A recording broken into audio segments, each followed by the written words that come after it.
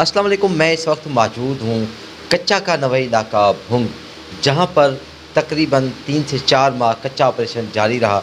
कच्चा ऑपरेशन जैसे ही ख़त्म हुआ तो यहाँ पे वारदातों का सिलसिला और अगवा का सिलसिला शुरू हुआ। तो जैसे ही ऑपरेशन ख़त्म हुआ, सबसे पहले जो लोग अगवा हुए वो हमारे साथ मौजूद हैं और पुलिस ने कोशिश की। ये 8 दिन डाकुओं के पास रहे और बाजियाब हुए। हम इनसे जानते हैं कि इनको कहाँ से अगवा किया गया और इनकी बाजियाबी के लिए किसने किरदार अदा किया। हम जानते हैं कुछ रोज़ कबल अगवा होने वाले अल्ताफ़ हुसैन सोलंकी से। जी अल्ताफ़ भाई बताइए। अस्सलाम वालेकुम सर मैं भोंग का रिहायशी अल्ताफ़ हुसैन सोलंकी की बात कर रहा हूँ।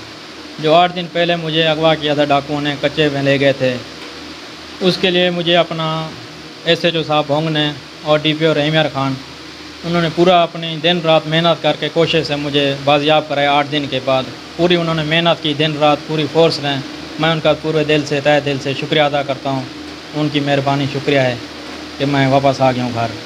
अच्छा, ये इन्होंने DPO रहीम यार खान और रिजवान उमर गोंदल साहब और SHO राना रमज़ान की काविशों को खराज तहसीन पेश किया है कि उनकी काविशों से बाजियाबी मिली। अच्छा, आपने कोई पैसे वगैरह अदा किए या मुफ्त में बाजियाब? नहीं सर, हमने 1 रुपया भी नहीं दिया। पंजाब पुलिस ने अपना रहीम यार खान DPO साहब, SHO अपना भोंग के जो साहब हैं, उन्होंने जो कुछ भी किया उन्होंने किया। हमारा 1 रुपया भी नहीं लगा। उन्होंने खुद हमें घर तक छोड़ा है, बाजियाब उन्होंने कराया। हम शुक्रिया अदा करते हैं उनका। अच्छा, जहाँ पे आपको रखा गया डाकुओं के पास, क्या आपको वहाँ पे तशद्दुद हुआ? कोई ऐसा वाक़या हुआ खाने पीने के हवाले से? क्या आपको मुश्किलात हुई और कैसे आपको ले गए? थोड़ा सा इस हवाले से बता दो। नहीं, खाना पीना भी देते रहे, जो दाल सब्ज़ी जो देहाती कच्चे के इलाके के हिसाब से है। बाकी कोई तशद्दुद भी नहीं किया। बाकी वो हिरासा करते थे हमें। तो अच्छा। बाकी उनकी डिमांड यही पैसा ही है सिर्फ, और कुछ नहीं है।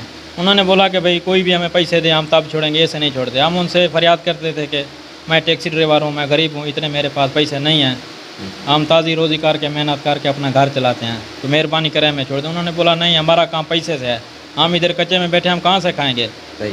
तो ये मेहरबानी है SHO साहब भोंग की, राना रमज़ान साहब। अच्छा, आपके साथ अशोक कुमार भी थे, क्या उसने भी पैसे दिए या वो भी मुफ्त में बाजियाब? नहीं, दोनों हम एक साथ ही आए हैं, दोनों मुफ्त में हुए हैं। गए भी साथ और आए भी साथ? गए भी साथ थे और वापस भी साथ ही आए हैं सर। कोई पैसा नहीं लगा, हमारा 1 रुपया भी नहीं लगा है।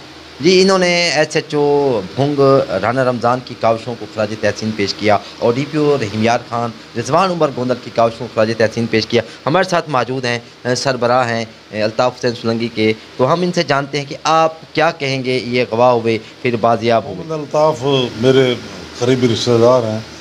ये 8 दिन पहले सादकाबाद से आ रहे थे, उनके साथ हिंदू बरादरी के 2 लोग थे। तो ये रहमाबाद के करीब पहुँचते इनकी गाड़ी को रास्ता ब्लॉक किया गया और इनको अगवा कर लिया गया। तो इनको कच्चे ले गए वहाँ और वहाँ जाकर रखा इनको। तो इस सिलसिले में जो भोंग पुलिस के SHO हैं वो और अपना DPO रहीम यार खान गोंदल साहब, उनकी काविशों और कोशिश से इन्होंने रात दिन मेहनत की और पूरी पुलिस फोर्स को इसी काम के लिए लगा दिया। तो 8 दिन के बाद इनको कामयाबी हुई और ये दोनों बाजियाब करा के आज रात को हम घर में हवाले कर। अच्छा, यहाँ पे हालात बड़े ख़राब रहते हैं। जब से राना रमज़ान आया है, अमन के लिए क्या किरदार अदा कर रहे हैं? पहले से यहाँ पे लोगों के साथ ज़्यादतियाँ होती थी, उठा लिया जाता था हाफ फ्री फुल फ्री। क्या यहाँ पे जो लोग हैं वो राना रमज़ान की कारकर्दगी से मुतमईन हैं, किसी से ज़्यादती तो नहीं कर रहे? नहीं सर, कुछ ज़्यादती नहीं कर रहे। उसका सबूत यही है कि हमारे बंदे अगवा हुए, तो ये इन्हीं की काविशों की वजह से जो है वो वापस आए हैं। तो हम तो इनको खराज तहसीन पेश करते हैं। DPO साहब भी बहुत मेहरबान हैं, गोंदल साहब, उनकी भी बहुत ज़्यादा काविशें हैं। तो इन्हीं की वजह से आज इंशाल्लाह ये अपने घर सही सलामत आ गए हैं। जी, आपने सुना, इनका कहना है कि DPO रहीम यार खान, रिजवान उमर गोंदल और SHO राना रमज़ान की कारकर्दगी बहुत ही ज़बरदस्त है। यहाँ के लोग मुतमईन नज़र आ रहे हैं और इनकी बाजियाबी के लिए उनका जो किरदार है वो मिसाली है। DPO साहब और राना रमज़ान को इन्होंने खराज तहसीन पेश किया। हम उम्मीद करते हैं कि ये जो इलाका है कच्चे का गढ़ है और ये भुंग एक बड़ा मरकज़ है, एक दीवार है। अगर यहाँ पर हालात ख़राब होते हैं तो फिर आगे की तरफ भी हालात ख़राब हो जाते हैं। तो मैं समझता हूँ कि राना रमज़ान इस वक्त गश्त के निज़ाम को बेहतर बना रहे हैं और DPO साहब भी इस इलाके को फोकस किए हुए हैं। तो उम्मीद करते हैं कि यहाँ पे ऑपरेशन अभी ख़त्म हुआ है, ऑपरेशन के बाद यहाँ पे जो नफरी है उसको बेहतर करने में और यहाँ पे हालात को कंट्रोल करने के लिए अपना किरदार अदा करते रहेंगे और SHO राना रमज़ान की हौसला अफजाई करेंगे। फिर होंगे आपके साथ, इजाज़त दीजिए, अल्लाह हाफ़िज़।